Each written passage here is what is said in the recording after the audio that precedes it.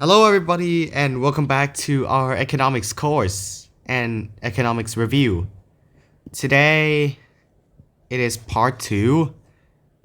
We're going to be discussing the remaining parts of part 2 that we have, which is the sufficiency economy, consumer protection, and economic systems. Without further ado, we're going to get started right now. So, what's the sufficiency economy? The sufficiency economy was a concept which was proposed by Ramanand of Thailand. Or you might also know him as Bhumibol Adulyadej.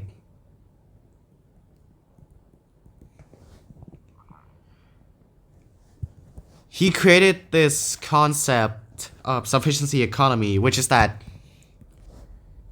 one must live their life on the basis of self-awareness.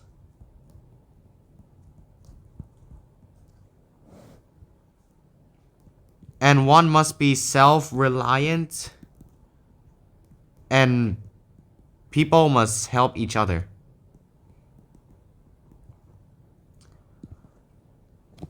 The last philosophy of the sufficiency economy is that you must live moderately or modestly.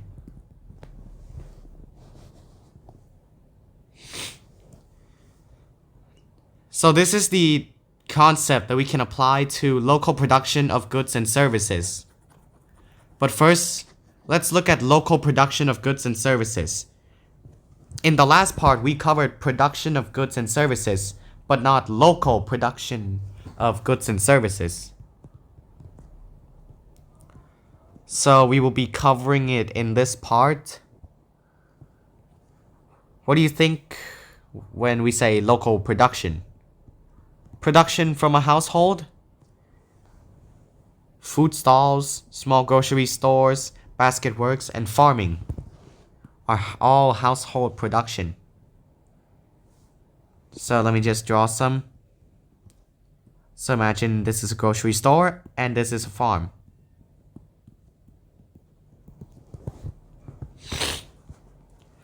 Then there are forms of cooperation. For example, in Thailand we have OTOP. Groups of entrepreneurs are formed to produce goods and services and strengthen manufacturing operations and build bargaining power in the market. Then there are SMEs, which means small and medium-sized enterprises.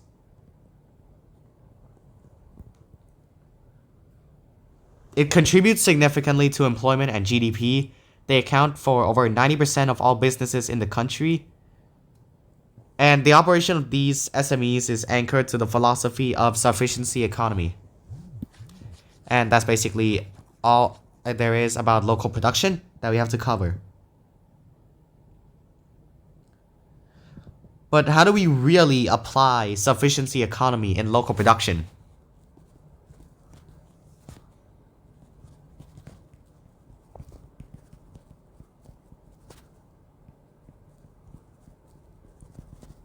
We could do moderation. No internal and external factors that affect production. We could be reasonable with reasonableness. Consider technical reasons.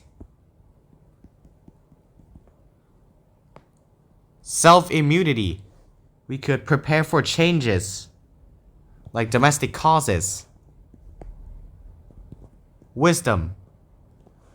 We can apply that by being knowledgeable, prudent, and careful of every decision. Lastly, morality.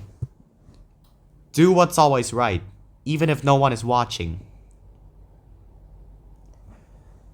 And that is all we will have to cover for part 3. Let's go take a look at part 4. So, part 4 is about consumer protection.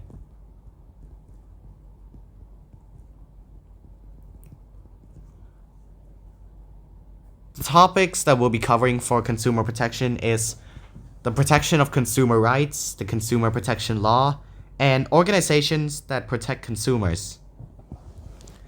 What does consumer protection refer to in this matter? It refers to laws and regulations that are designed to safeguard buyers that buy goods.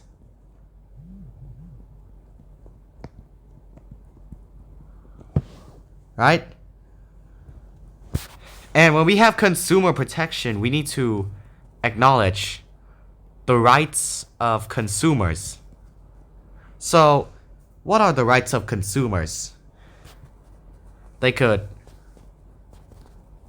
receive correct information.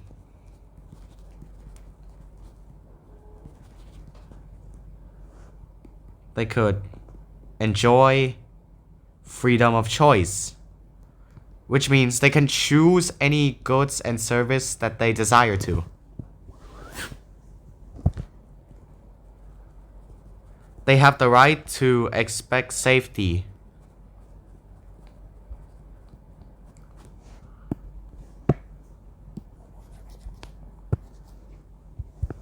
Then they have the right to receive a fair contract.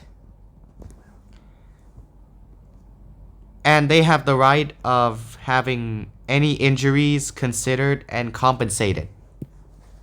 And those are 5 main consumer rights. What are the importance of protecting our consumers' rights? It could encourage them to be aware of their rights.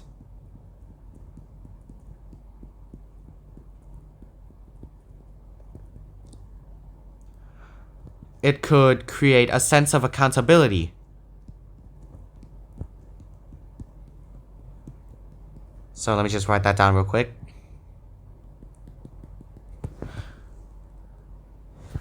And it strengthens their power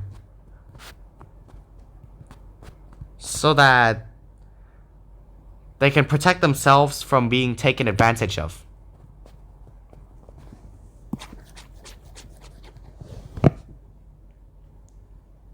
What are the objectives of protecting our consumers? Let's look at them right now. So, of course, safe consumption,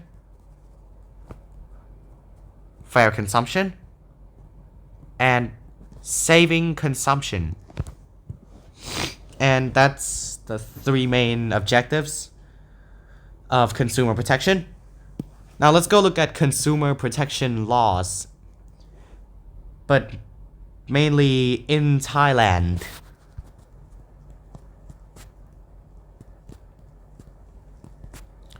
So, wait, let me write this down real quick. Sorry. First, we have the Consumer Protection Act BE 2562.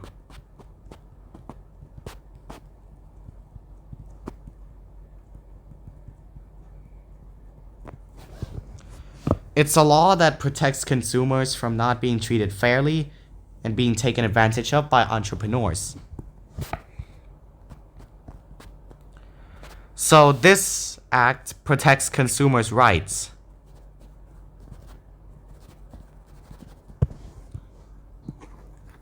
Now let's look at the Consumer Protection Act's laws. So it states something about advertising, that you have to control your advertisements. You must avoid unethical wording. You may not advertise it in the way that might harm consumers, and you must examine and consider every advertising slogan. Next up, they also state things about product labels. They must be accurate, they must be clear, and include the Thai language.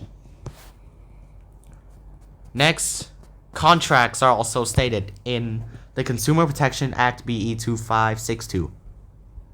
The contract is the agreement between the consumer and the entrepreneur, and the contract must include clauses that protect the consumer. The next act that we will cover is the Prices of Goods and Services Act BE 2542. So let's write it down now.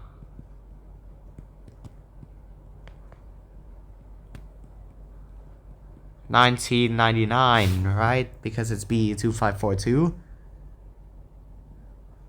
So this act is aiming to protect consumers from unfair prices.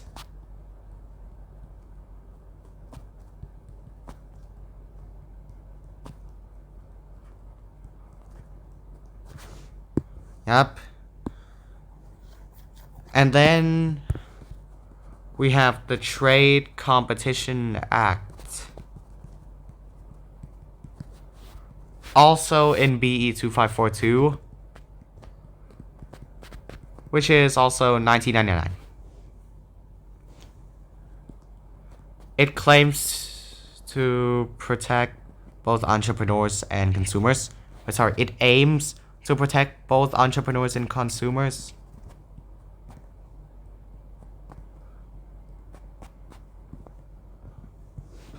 Yeah, and that is the Trade Competition Act. Next up is the Drug Act of BE 2530, 1987. So this act is relating to the production, importation of all medicine in Thailand.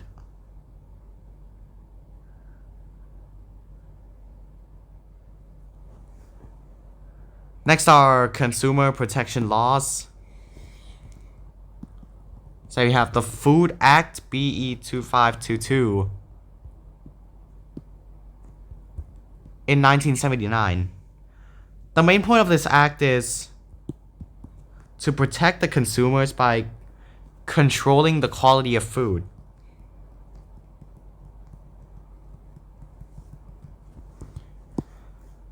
Then not only do we have that, we also have the Cosmetics Act BE 2535, yes, in 1992. So the purpose of this act is to control harmful cosmetics.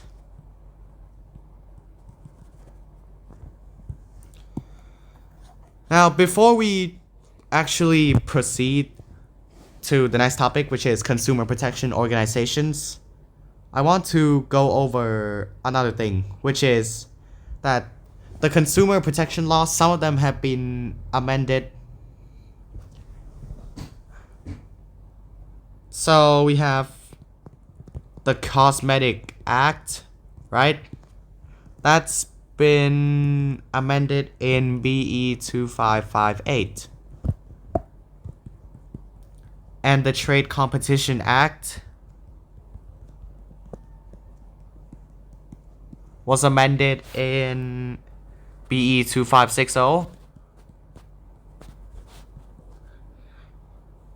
Lastly, the Drug Act was amended in BE 2562, and it's also number 6. And that's all I'll be going over for each amendment of consumer protection laws. Let's go back to what we were going to talk about. Consumer protection organizations. So there should be some organizations that you know about already. Government organizations. So we have OCPB, Office of the Consumer Protection Board, the CPB, the Consumer Protection Board, the FDA, Food and Drug Administration, TISI, Thai Industrial Standards Institute, and the DIT, Department of International Trade. Now, the OCPB is the executive body. The Consumer Protection Board is the governing body. The FDA reviews and approves the foods, the goods, all that stuff. The Thai Industrial Standard Institute checks industrial standards. So if you have a factory, they will be checking that to see if it's up to industrial standards. And the Department of International Trade under the Ministry of Commerce is responsible for regulation of domestic trades.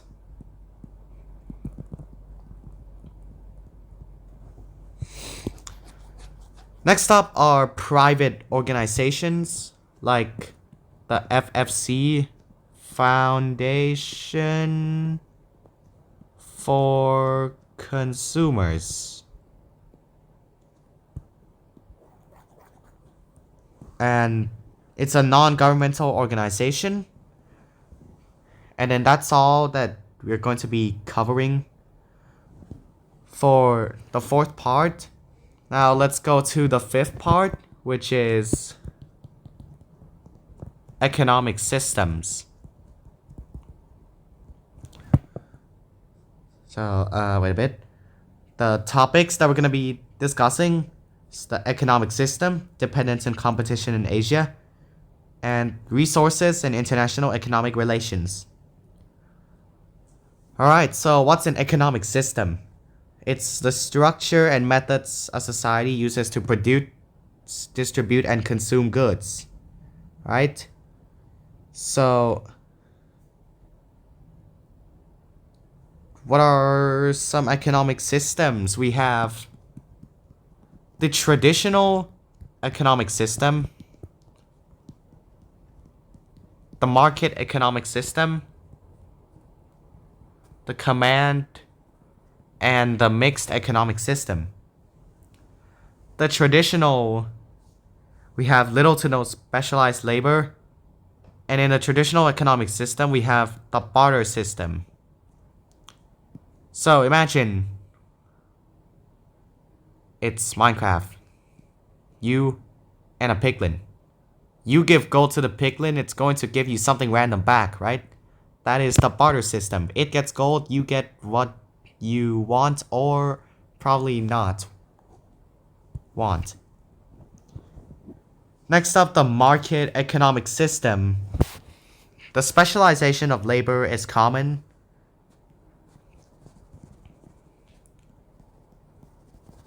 And properties that are private are protected. As for command economies, it's basically communism and socialism economies. Economic decisions are made by the government for this one, and you have little to no private property rights at all. For the mixed one, economic decisions are made by both government and businesses. And yes, private property rights are protected.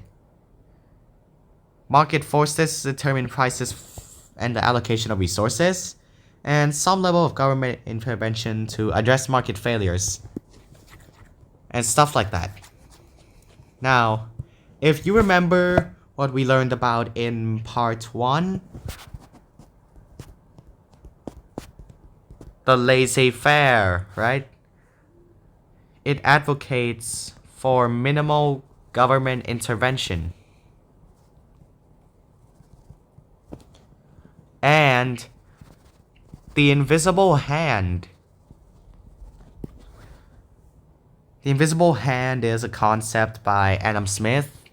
And as we learned in the first part, it's the self-regulating nature of the market. Yeah. So those are the concepts that Adam Smith talked about. Now let's go look at Keynesian theory, developed by John Maynard Keynes. It emphasizes the importance of aggregate demand as the primary driver of economic activity and employment, advocates for active government intervention through fiscal policies. So let's look at John Maynard Keynes' intervention matrix that he made. So let me get my smart pen, make some pretty accurate lines like that. Now the first thing to note is that this right here is the unemployment, which regular is 5% for unemployment, and this side will be inflation, regularly 2%. So if you go here, it's high inflation. If you go here, it's low. Yes, if you go there, it's high unemployment. If you go here, it's low unemployment. Now, with this knowledge, where would an inflation of 1% and an unemployment of 4% go? It would go somewhere around here, right? But now, what will the central bank and the government do? Let's write that down. First off, diagnosis boom.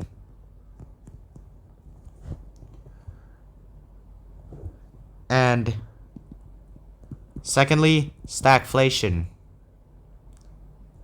M down, F up. For this one,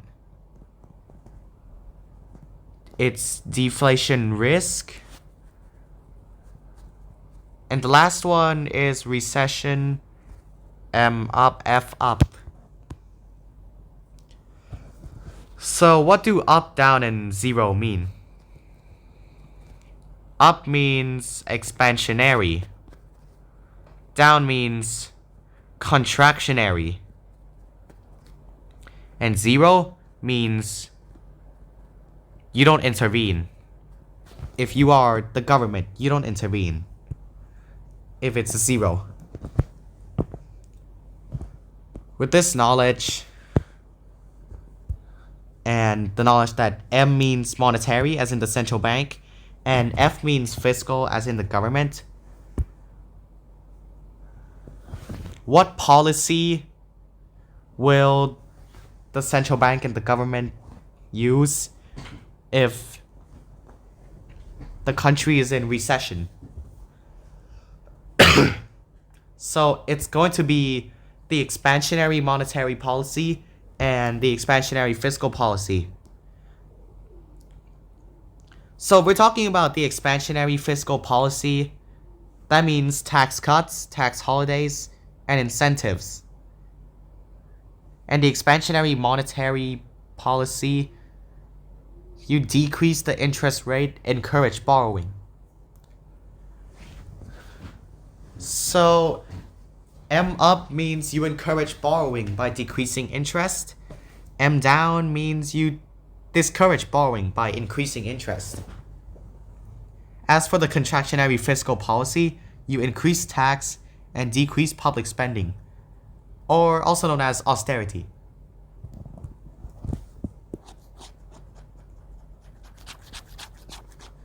Okay, and we're gonna zoom out a bit, erase some of these. Let's go to the last few topics now. So, wait a bit, let me go check something. So, dependence and competition in the Asian region, right?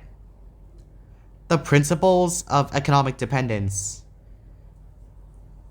is that you have interconnectedness of economies, vulnerability of external stocks, colonial legacy, structural imbalances, and globalization effects. So, what does Asia depend heavily on? They depend heavily on FDI, right? Which is foreign direct investment.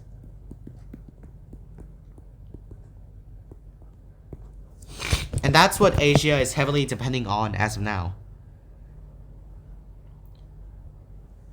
Now, economic competition in the Asian region. So, they have competition in international trading, and they have competition in production. Okay, so that is all for part 2 of our economics course and review. If there are any more topics that anyone wants me to cover, ask me in comments. And then I can cover that topic for you and make it easy for you to understand. So, thanks for watching. Have a great day. Goodbye.